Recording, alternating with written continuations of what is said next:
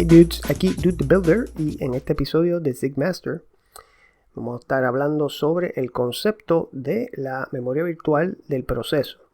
O sea, el proceso se refiere al programa cuando está ejecutándose y esto, el concepto de la memoria virtual del proceso viene siendo la vista que tiene ese proceso de la memoria accesible en la computadora. Así que vamos a comenzar. Lo primero que vamos a hablar es sobre los bloques de memoria. Le estamos llamando bloques. Hay sitios donde le llaman segmentos o secciones o regiones, ¿verdad? Pero pues, para efectos de esta presentación, pues vamos a llamarle bloques. Y lo que se refiere es que el proceso tiene una vista de la memoria como si toda la memoria del sistema, de la computadora, estuviera disponible para ese proceso, lo cual no es real porque el proceso tiene que compartir la memoria física con el sistema operativo y con otros procesos que están corriendo. Así que por eso es que se le conoce como el espacio virtual de memoria que ve el proceso, porque no es la memoria real, sino que se está haciendo una correspondencia entre direcciones virtuales que ve el proceso y las direcciones físicas en la memoria. Pero ese detalle de esa traducción entre direcciones virtuales y físicas, pues no nos compete a nosotros como programadores, eso pasa automáticamente. Lo que sí nos interesa es esta división de esa vista que tiene el proceso de la memoria en bloques. Hay un bloque que no estoy mostrando aquí, que viene siendo el bloque que contiene el código como tal de ese programa que se va a estar ejecutando por el procesador. Y pues como nosotros no vamos a estar interactuando con ese bloque que contiene el código como tal, pues por eso no lo muestro aquí. Los bloques con los cuales sí nosotros podemos interactuar son estos tres que tenemos aquí y los tengo con los nombres en inglés porque eso pues, es lo que vamos a estar viendo siempre por ahí en la documentación y en diferentes medios de información. El primero que vemos aquí a izquierda es static. Viene siendo pues información que se conoce básicamente a la hora de compilar el programa o que nunca va a cambiar, como es el caso de las constantes. Y el nombre static pues se refiere a lo que se conoce también como static lifetime, o sea que la vida de estos valores pues es estática, no va a cambiar y dura prácticamente toda la misma duración del programa que se está ejecutando. El heap viene siendo el área de la memoria donde nosotros vamos a hacer asignaciones dinámicas utilizando lo que en inglés se conoce como el allocator en Zig.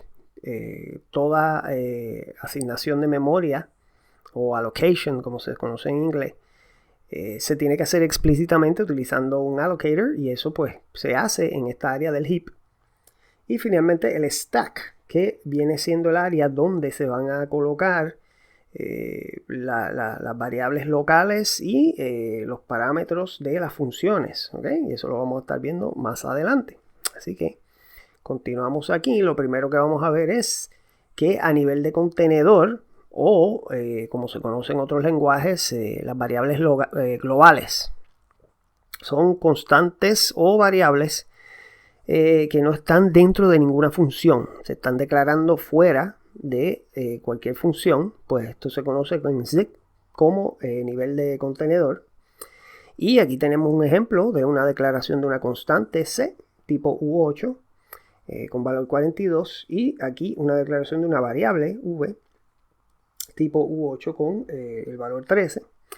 Y una vez que el compilador procesa estas declaraciones, lo que vamos a estar viendo es que en el área static, en el bloque static de memoria, se va a hacer la asignación del espacio necesario. En el caso de esta constante y de la variable, los dos son U8, U8, o sea que son un byte cada una.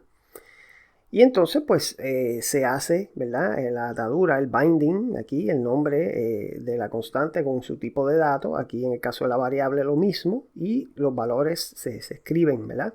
En el caso de las variables pudiéramos tener, como vimos anteriormente, que se declara con el valor inicial undefined. Pues en ese caso pues se separa el espacio aquí en la memoria estática, pero no se asignaría ningún valor, se dejaría sin inicializar. ¿Okay? Entonces tenemos las declaraciones a nivel de función. Aquí tenemos un ejemplo de una variable que está dentro de esta función f. Y aparte de la variable, que viene siendo pues lo que conocemos como una variable local, tenemos también los parámetros de la función. Tenemos dos parámetros aquí, a y b. Los dos son de tipo U8 también. Y lo que va a pasar es que a la hora de nosotros llamar esta función, vamos a decir que la llamamos pasándole los argumentos 1 y 2, pues básicamente lo que vamos a ver es esto. En el stack se va a hacer las asignaciones necesarias del espacio que sea necesario. En este caso son 3 bytes, ¿verdad? Porque cada una de estas variables, lo que son un solo byte cada una. Aquí tenemos los parámetros en la definición de la función y argumentos cuando la llamamos, con su tipo de datos, ¿verdad? Y los valores. Y también tenemos la variable local v aquí, con su tipo de datos y el valor.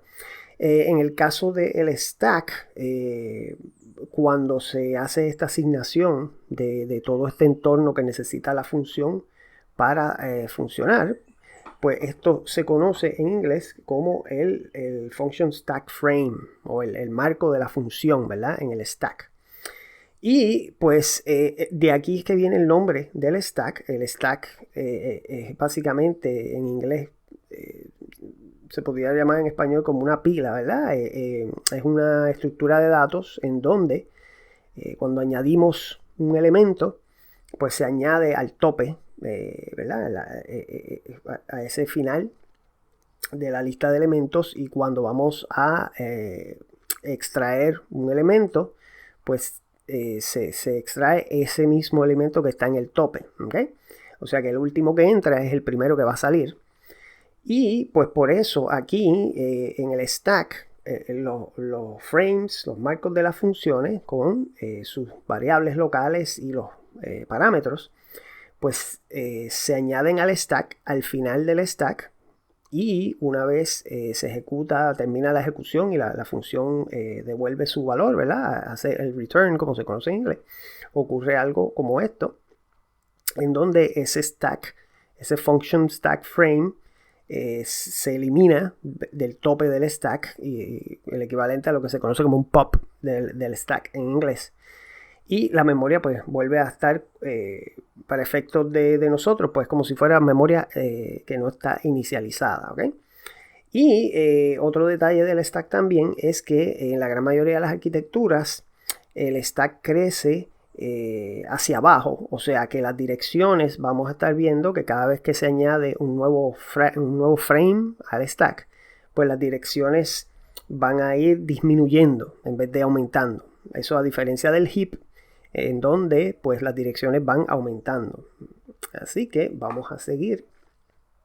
Ahora tenemos el caso de las constantes, lo cual es algo un poco peculiar, porque las constantes siempre se van a ubicar en el área static. ¿Okay? No importa que estén definidas como aquí, dentro de una función o a nivel global, siempre van a ir al área static.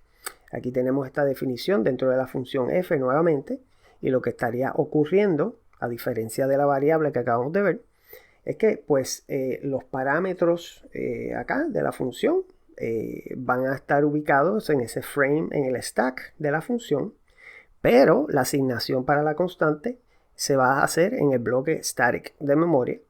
Y aquí tenemos ese binding, ¿verdad? Con el tipo de datos.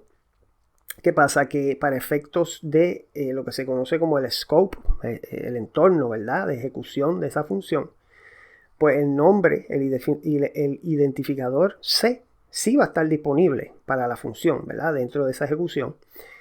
Lo único es que ese identificador pues está amarrado a una área de memoria, en este caso un byte, en el área static de la memoria, en el bloque static, en vez de estar dentro físicamente, ¿verdad? Del stack como tal, del frame de la función. ¿Okay?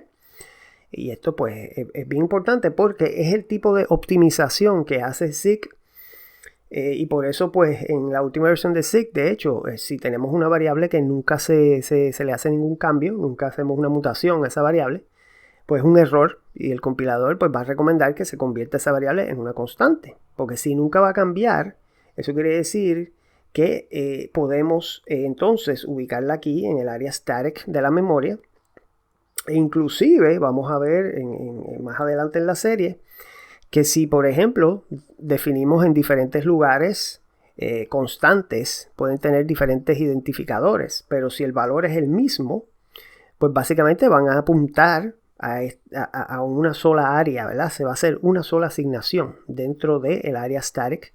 Así que de esta manera se elimina la duplicación, ¿verdad? de diferentes valores en memoria, lo cual es una optimización positiva, ¿verdad? A la hora de compilar el programa.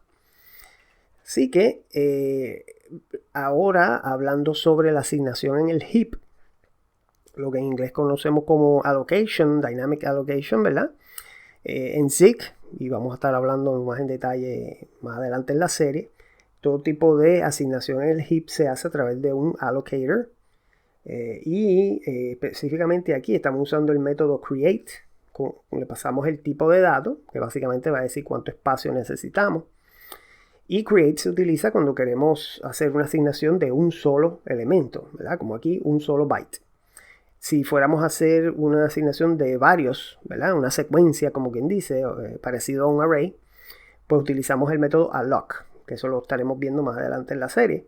Pero aquí lo que necesitamos es un byte.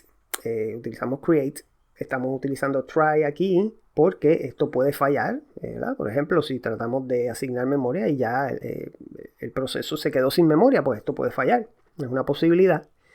Y otro detalle bien importante es que estas funciones de los allocators siempre lo que van a devolver son punteros, ¿verdad? Pointers, tenemos el asterisco aquí, o sea que sería un puntero a un U8.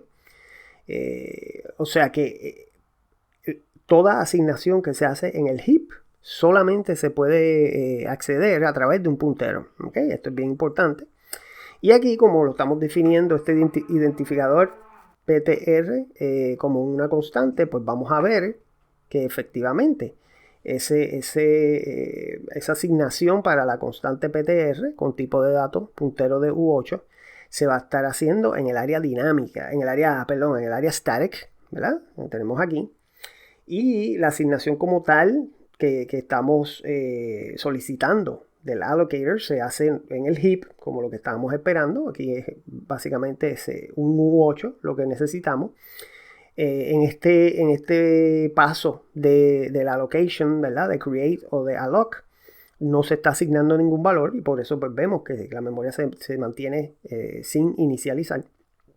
Pero acá sí la memoria tiene un valor que viene siendo la dirección del primer byte, ¿verdad? De esa región que se asignó, que se hizo la allocation en el heap, ¿ok?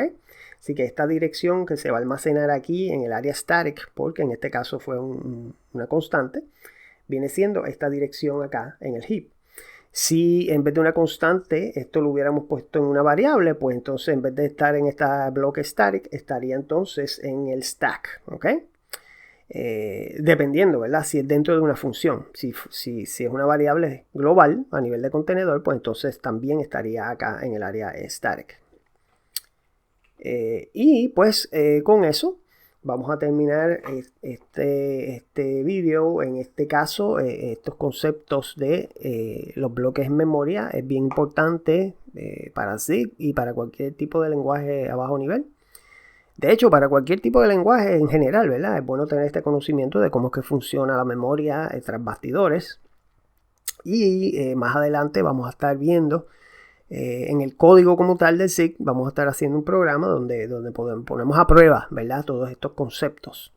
Así que espero que esto les sea útil. Aquí Dude the Builder. Hasta la próxima.